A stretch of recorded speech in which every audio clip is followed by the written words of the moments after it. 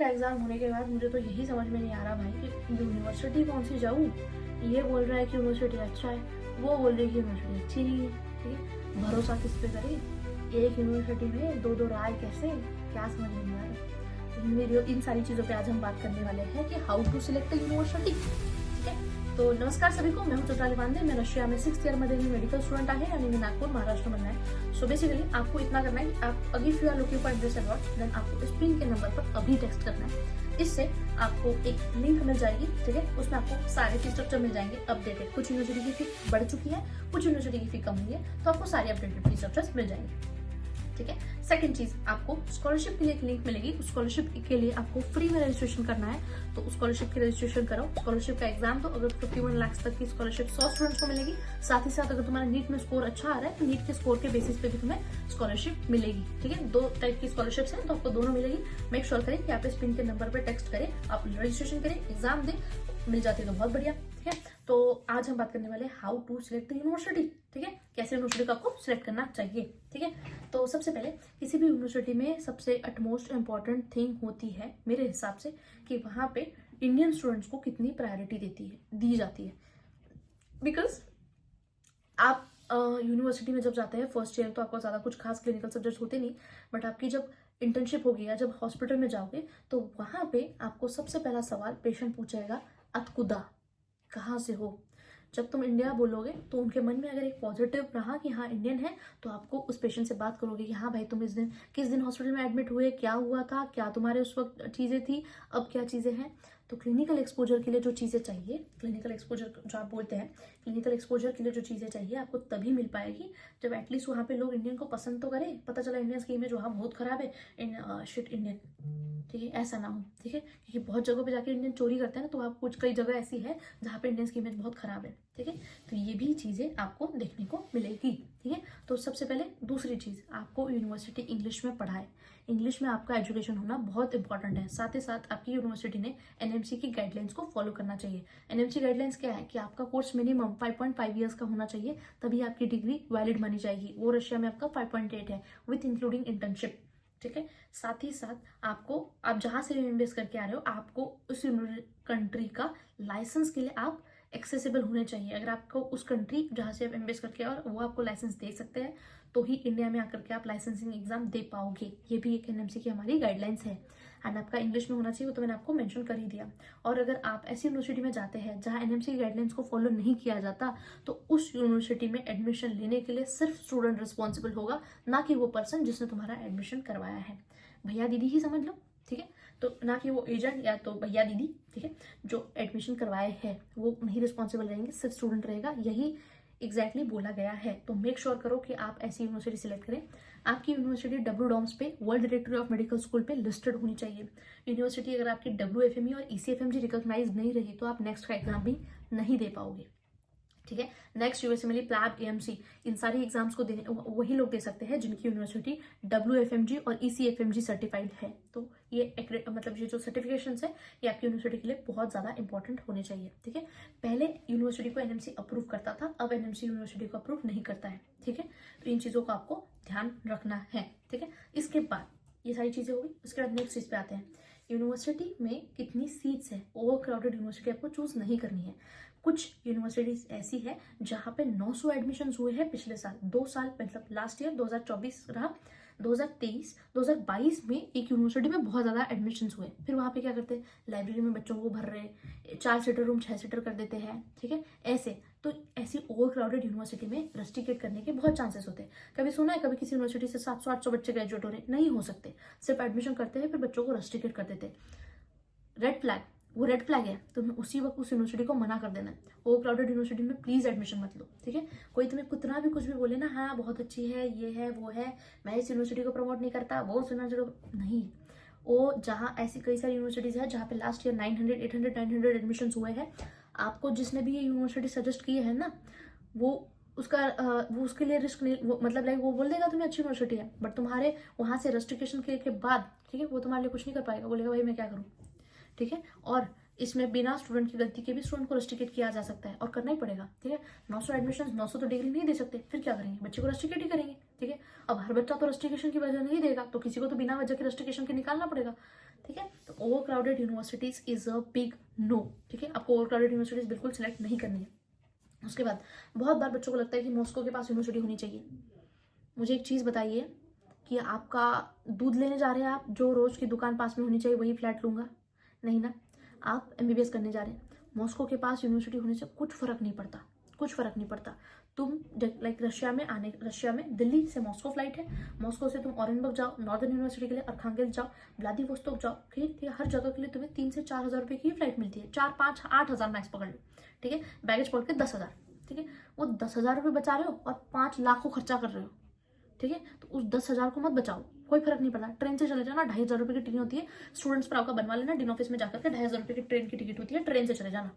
अगर आप ऑरेनबर्ग से मॉस्को जाइए, मॉस्को से फिर आप दिल्ली जा सकते हैं। अगर आप समारा आ रहे हैं तो समारा से तो डायरेक्ट फ्लाइट मिल जाती है तुम्हें, समारा से हैदराबाद, समारा से नागपुर, ठीक है। मैं खुद आती हूँ हैदराबाद से, नागपुर से भी होती है, पर नागपुर से टिकट महंगी होती है, इसलिए मैं हैदराबाद से आती हूँ, ठीक है। तो ये चीज़ें हैं। तो मॉस्को के पास यूनिवर्सिटी होने से मॉस्को यूनिवर्सिटी अच्छी नहीं हो जाती।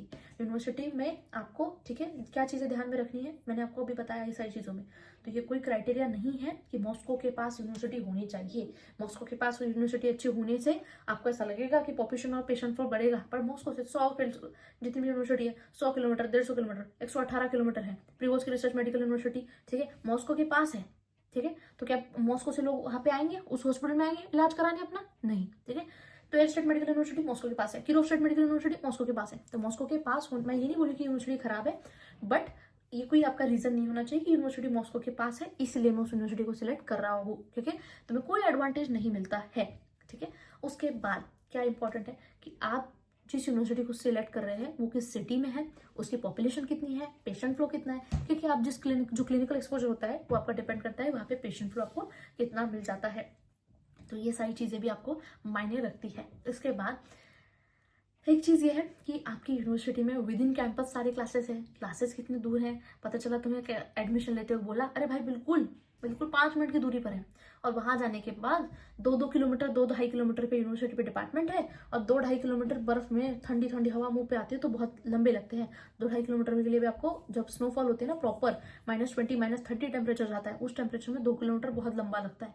उसके लिए भी आपको बस लेनी पड़ती है। बोला जाता है कि मेस अंदर है, बट मेस में जाने के लिए भी आपको टाइम लग रहा है, बच्चे नहीं खा पाते मेस अगर दूर रहता है तो आपको, इसलिए मैंने यूनिवर्सिटी की जितनी भी यूनिवर्सिटी की मैंने वीडियोस बनाई है ना, उस यूनिवर्सिटी मैंने जिस भी यूनिवर्सिटी के बारे में वीडियो बनाई है उसका कौन सा डिपार्टमेंट, एनआर डिपार्टमेंट किस एड्रेस पे है, हॉस्टल किस एड्रेस पे है, तुम्हें कितना कॉस्ट लगेगा, कितना टाइम लगेगा, ट्रांसपोर्ट कॉस्ट तुम कैलकुलेट कर सकते हो। मैंने ऑलमोस्ट हर यूनिवर्सिटी का क्या प्रोज है, क्या कौन सा है, वहाँ पे मेस है, बैच वहाँ से कितनी पास आउट है, FMG पासिंग कितना परसेंटेज है, सारी डिटेल्स मेंशन करी हुई है, आप देख सकते हो। मैंने MBS अब्रॉड की जो सीरीज स्टार्ट करी थी उसमें मैंने रशिया की ऑलमोस्ट हर यूनिवर्सिटी के बारे में वीडियो बनाया।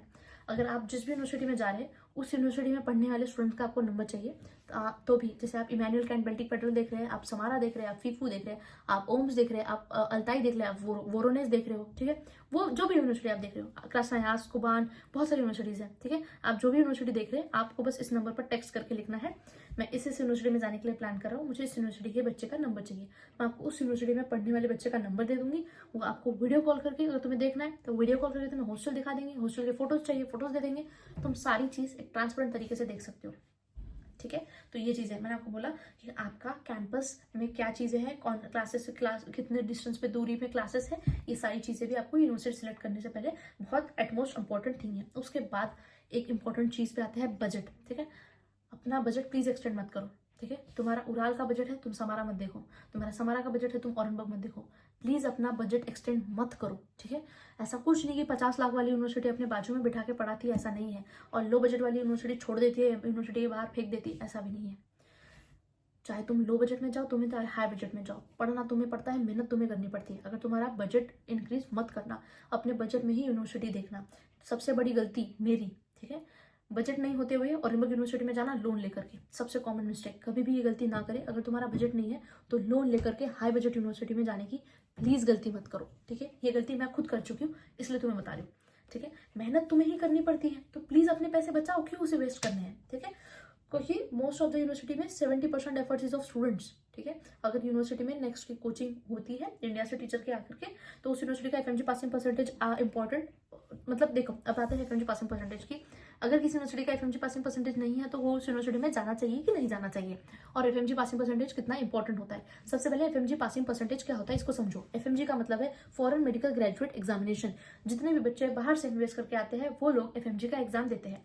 अभी जैसे एक यूनिवर्सिटी से समारा से अगर मान लो 100 बच्चे आए, 100 में से अगर 50 बच्चों ने इस एग्जाम को क्लियर किया फर्स्ट अटेम्प्ट में। एफएमजी का एग्जाम एक साल में 2 बार होता है, निगेटिव मार्किंग नहीं होती, 300 मार्क्स होता है, 150 मार्क्स तुम्हें लाने पड़ते हैं, ठीक है। तो एफएमजी का जो एग्जाम होता है, अगर उस यूनिवर्सिटी से 50 बच्चों ने एग्जाम क्लियर कर लिया तो उस यूनिवर्सिटी का एफएमजी पासिंग परसेंटेज हुआ 50%, ठीक है। तो FMG passing percentage is important, but उतना भी नहीं, बिकॉज 2019 में मैं जब खुद ऑरेंजबर्ग गई थी, ऑरेंजबर्ग का एफएमजी पासिंग परसेंटेज नहीं था, ठीक है। उसके बाद देखो आज ऑरेंजबर्ग का एफएमजी पासिंग परसेंटेज बहुत अच्छा है, ठीक है। तो ये चीज़ें हैं, बट हाँ ये भी एक रीज़न नहीं होना चाहिए कि तुम अगर एफएमजी पासिंग परसेंटेज नहीं है तो उस यूनिवर्सिटी को सिलेक्ट कर रहे हो, ठीक है। ये चीज़ें भी है। और कोई यूनिवर्सिटी ने नया स्टार्ट किया है कुछ टाइम पहले ही, तो आपको उसमें भी थोड़ा बहुत रिस्क भी होता है, ठीक है। बहुत सारी यूनिवर्सिटीज़ हैं, लाइक बहुत इंडियन स्टूडेंट्स को लेना आप स्टार्ट करती है। क्यों स्टार्ट करती है? यूनिवर्सिटी तुम देखोगे 150-200 साल पुरानी, बट सबसे सीनियर स्टूडेंट्स सबसे सीनियर इंडियन स्टूडेंट्स की बैच तुम्हें मिलेगी 3rd ईयर में, 4th ईयर में, 5th ईयर में, 6th ईयर में, 1st ईयर में, 2nd ईयर में, क्योंकि उन्होंने अपना इंग्लिश प्रोग्राम उस ईयर से स्टार्ट किया है, ठीक है। तो मैं ये चेक कर लेना चाहिए कि उन्होंने अपना इंग्लिश प्रोग्राम किस ईयर से स्टार्ट किया है, ठीक है। तो उसके बाद अभी मैं तुम्हें बता दूंगी, लाइक तुम्हें अगर किसी भी यूनिवर्सिटी के लिए रिव्यू चाहिए उस यूनिवर्सिटी में पढ़ने वाले स्टूडेंट्स का, मैं आपको बता दूंगी कि लाइक हाँ ये इस यूनिवर्सिटी में पढ़ते हैं, आप इनसे बात कर सकते हैं। अगर आपको ऐसे बच्चे से मिलना है, मान लीजिए आप किसी भी यूनिवर्सिटी के लिए आप देख रहे हैं और आप औरंगाबाद यूनिवर्सिटी के लिए जाने के लिए सोच रहे हैं, आप मान लीजिए आप झारखंड बोकारो से हैं, ठीक है, या आप छत्तीसगढ़ से, तो आपको छुट्टी में जब आप वापस आओगे तब आपको वो बच्चे मिलेंगे आपको, वो भी जुलाई अगस्त में जाते हैं बच्चे वापस घर, जुलाई अगस्त 2 महीने की छुट्टियां होती है, तब आप उन बच्चों से मिल भी सकते हैं, ठीक है। तो ऐसे आपको इन सारी चीज़ों का ध्यान रखना है। मेक श्योर करो कि आपको यूनिवर्सिटी इंग्लिश में पढ़ाए, प्रॉपर आपके वहाँ पे क्लासेस हो, ठीक है। कुछ यूनिवर्सिटी में बैक लगने के बाद वहाँ पे पैसे लेकर के पास करते हैं, ऐसी यूनिवर्सिटी में मत जाओ, फालतू यूनिवर्सिटी, ऐसी कोई फर्क नहीं पड़ता, यहाँ पे जाने का कोई बनता नहीं है, बिल्कुल मत जाओ ऐसी यूनिवर्सिटीज़ में, ठीक है। एंड एग्जाम्स जहाँ पे सीरियसली कंडक्ट करवाए जाते हैं, बिकॉज एग्जाम्स आपके अच्छे से होंगे, आप एग्जाम के लिए अच्छे से पढ़ोगे, वो आपका टॉपिक सब्जेक्ट अच्छे से प्रिपेयर होगा, ठीक है। तो इन यूनिवर्सिटीज़ का आपको ध्यान रखना है, ठीक है। जहाँ पे क्लासेस को काफ़ी स्ट्रिक्टली लिया जाता है, मैंने आपको बोला कि आपको ओवर क्राउडेड यूनिवर्सिटीज़ को अवॉइड करना है। कुछ ऐसी यूनिवर्सिटीज़ है जहाँ पे पेपर पास करने के पैसे लेते हैं, ऐसी यूनिवर्सिटी को प्लीज अवॉइड करो। फालतू करने से कुछ नहीं होता। आपको सिर्फ रशिया में एमबीएस नहीं करना है, इंडिया में जाकर के तुम्हें एग्जाम भी क्लियर करना है। तो इतना ज़्यादा इंपॉर्टेंट हो जाता है तुम्हारे लिए अच्छी यूनिवर्सिटी सेलेक्ट करना, ठीक है। बाकी अगर आप इस नंबर पर टेक्स्ट करते हैं तो मैं आपको बता दूंगी हाँ इस यूनिवर्सिटी की ये ग्राउंड रियलिटी है, ठीक है। मैं आपको हर चीज़ वीडियो में नहीं बता सकती हूँ, पर मैंने आपको बोला है कि मैं आपको एक एक यूनिवर्सिटी की क्या ग्राउंड रियलिटी है, जैसी यूनिवर्सिटी तुम्हें एक्चुअल में बताई जा रही है वैसे एक्चुअल में है नहीं है, सारी डिटेल्स मैं आपको शेयर कर दूंगी, ठीक है। और एक्चुअल यूनिवर्सिटी का फीस स्ट्रक्चर क्या है, ठीक है। बहुत बार तुम्हें जो फीस स्ट्रक्चर बताया जाता है वो उस यूनिवर्सिटी का फीस स्ट्रक्चर एक्चुअल नहीं है, तो ठीक है। आपको ये सारी डिटेल्स मिल जाएगी, उसके लिए आपको बस इतना करना है कि इस पिन के नंबर पर टेक्स्ट कर देना है। I hope this video helps और मैं आपकी जर्नी थोड़ी सी आसान कर सकती हूँ। तो बिल्कुल मैं आपको एक अच्छी यूनिवर्सिटी और एक अच्छी कंसल्टेंसी दोनों के लिए गाइड कर दूंगी। अगर तुम्हें एजुकेशन लोन से रिलेटेड भी कुछ पूछना है, बिल्कुल आप एजुकेशन लोन भी ले सकते हैं कई सारी यूनिवर्सिटीज़ के लिए, बट आपकी उस यूनिवर्सिटी उस रैंकिंग में बैठनी चाहिए, ठीक है। यूनिवर्सिटी की रैंकिंग भी बहुत इंपॉर्टेंट होती है, बट यूनिवर्सिटी की रैंकिंग कहाँ चेक करनी है बच्चों को पता ही नहीं होता, ठीक है। वेबसाइट पे आप जाके चेक करते हो इस यूनिवर्सिटी की रैंकिंग क्या है, वेबसाइट बोलेगी मेरी यूनिवर्सिटी फर्स्ट पे, दूसरी वेबसाइट बोलेगी दूसरी यूनिवर्सिटी फर्स्ट पे, तीसरी वेबसाइट बोलेगी तीसरी यूनिवर्सिटी फर्स्ट पे। अब तुम्हें पता ही नहीं कौन सी, तुमने पहली बार देख ली, तुमको लगा वही रैंकिंग है, ऐसा नहीं होता। अगर आपको रैंकिंग चेक करनी है तो WHO जहाँ पे रैंकिंग अप्रूव करता है, लाइक अराउंड टाइम्स का आप चाहिए, आपको नहीं पता मैं आपको बता दूंगी रैंकिंग कैसे चेक करनी है। यस, यूनिवर्सिटी का सिलेक्शन बहुत इंपॉर्टेंट होता है because it's about your future, about your life. So please अपना डिसीजन सोच समझ के लिए, बहुत ज़्यादा जल्दबाजी ना करें, और आपके पास है टाइम, ठीक है। मैं आपको बता दूंगी, ठीक है, कब रजिस्ट्रेशन करना है। मैंने अगर आप इस नंबर पर टेक्स्ट करेंगे तो आपको मैं कई सारे अपडेट्स भी देती रहती हूँ, किस यूनिवर्सिटी में कितनी सीट बची है, किन यूनिवर्सिटी का एडमिशन लेटर आना स्टार्ट हो गया है। एडमिशन लेटर आना कई सारी यूनिवर्सिटीज़ का स्टार्ट हो गया है, ठीक है। जैसे समारा का एडमिशन लेटर आना स्टार्ट हो गया, उराल का स्टार्ट हो गया, नॉर्थ कोकेशन का एडमिशन लेटर आना स्टार्ट हो गया है, ठीक है। अगर आप 18 साल के नहीं हो रहे 20 जून तक के, तो आप एलिजिबल नहीं है उराल स्टेट मेडिकल यूनिवर्सिटी और नॉर्थ कोकेशन यूनिवर्सिटी के लिए। इसके बाद आते हैं एक इंपॉर्टेंट पॉइंट, एंट्रेंस एग्जाम। कई सारी यूनिवर्सिटी में एंट्रेंस एग्जाम बहुत ही खतरनाक होता है, ठीक है। तो उन एंट्रेंस एग्जाम अगर आप उन यूनिवर्सिटीज़ के लिए प्लान कर रहे हैं देन आपको एक ऑप्शन बैकअप में लेके चलना चाहिए। ठीक है। बॉर्डर वाली यूनिवर्सिटीज़ में बच्चों को ज़्यादा दिक्कत अब तक के तो नहीं हुई है, पर मैं स्टिल आई विल सजेस्ट, मैं बॉर्डर वाली यूनिवर्सिटी सजेस्ट नहीं करती हूँ। आप बॉर्डर वाली यूनिवर्सिटीज़ मत देखिएगा। ठीक है। मैं आपको बता दूंगी, अगर आपको चाहिए लिस्ट कि कौन सी यूनिवर्सिटीज़ को आपको अवॉइड करना है, मैं आपको वो भी बता दूंगी यूनिवर्सिटीज़ यू शुड अवॉइड। तो प्लीज़, अगर मैं आपको बोल रही हूँ कि मैं बहुत कम यूनिवर्सिटी गिनती की 4-5 यूनिवर्सिटी जिसके लिए मैं मना करती हूँ कि यहाँ मत जाइए, मतलब मत जाइए, तो प्लीज़ उन यूनिवर्सिटीज़ को आपको अवॉइड करना है। ठीक है। एंड ये सारी चीज़ें हो गई, मैंने आपको बता दिया कि लाइक कैसे क्या चीज़ें हैं। इन सारी चीज़ों को आपको ध्यान में रखना है यूनिवर्सिटी आपकी सिलेक्ट करने से पहले। तो आपका जो भी क्वेरी रहता है, डाउट रहता है, आप टेक्स्ट करिए, पूछिए, मैं आपको बता दूंगी हाँ एक्चुअल में कौन सी यूनिवर्सिटी सच में अच्छी है, किसमें जाना चाहिए, कहाँ पे नहीं जाना चाहिए, कहाँ की फीस क्या है, कहाँ पे एक्चुअल में मेस है, कहाँ पे मेस नहीं है। ठीक है। कजान स्टेट मेडिकल यूनिवर्सिटी में अगर आप सिर्फ रशिया की 2 ही यूनिवर्सिटी है जहाँ पे नीट क्वालिफाइड होना जरूरी है, जिसमें से एक है कजान स्टेट मेडिकल यूनिवर्सिटी और ऑरेनबर्ग स्टेट मेडिकल यूनिवर्सिटी। ये यूनिवर्सिटी सिर्फ नीट क्वालिफाइड स्टूडेंट्स को ही एक्सेप्ट करती है। साथ ही साथ अगर if you are planning for Kazan state medical university then आपका 12th में पीसीबी में स्कोर एटलीस्ट 70 होना चाहिए। कोई कंसल्टेंट तुम्हें बोलता है मैं एडमिशन करवा दूंगा, हाँ वो एडमिशन करवा देता है, तुम्हें वहां लेके चला जाता है और कंसल्टेंट एक दूसरे के फाइट के चक्कर में बच्चे को वापस भेजते हैं। तो ये चीज़ें भी हुई है। तो इन सारी चीज़ों को आपको ध्यान में रखना है। एंड एक यूनिवर्सिटी के लिए 2 से 3 कॉन्ट्रैक्टर होते हैं। ठीक है। या एक कॉन्ट्रैक्टर होता है, 2 कॉन्ट्रैक्टर होता है, तो आपको किसे चूज करना चाहिए इस पे भी आपको मतलब बहुत ध्यान रखना पड़ेगा चीज़ों का।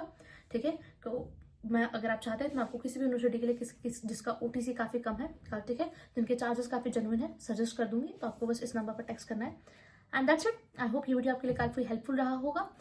एंड कई सारे सेमिनार्स भी होने वाले हैं, अगर आप उस सेमिनार्स में ज्वाइन करना चाहते हैं तो बिल्कुल आप मुझे अपना डिस्ट्रिक्ट बताइए, मैं आपको बता दूंगी। आप अपने पेरेंट्स के साथ वहाँ जा सकते हैं इन सेमिनार्स में। आप मान लीजिए ऑरेनबर्ग यूनिवर्सिटी जा रहे हैं, उस सेमिनार में आपको ऑरेनबर्ग यूनिवर्सिटी के बच्चे मिलेंगे। आपको जिस यूनिवर्सिटी में, आपको ऑलमोस्ट हर यूनिवर्सिटी के एलुमनाइज प्रैक्टिसिंग डॉक्टर्स मिल जाएंगे। तो मेक श्योर आप इन सारे सेमिनार्स को ज्वाइन करें, या आपकी सिटी में भी जब भी होगा मैं आपको इन्फॉर्म कर दूंगी। आपको बस इस नंबर पर टेक्स्ट करके अपना स्टेट, अपना डिस्ट्रिक्ट बताना है, मैं आपको इन्फॉर्म कर दूंगी। आप जाकर के अपने पेरेंट्स से मिलाइए ताकि आपके साथ साथ आपके डाउट, पेरेंट्स के भी काफी सारे डाउट्स क्लियर हो। That's it. आई होप ये वीडियो आपके लिए हेल्पफुल रही हो। अगर आपने अब तक टेक्स्ट नहीं किया तो मैं अभी के अभी जाइए टेक्स्ट करके आइए, और सब्सक्राइब अगर नहीं किया तो सब्सक्राइब कर देना। मंडळी आभारी आहे। That's it. Thank you and thank you for watching.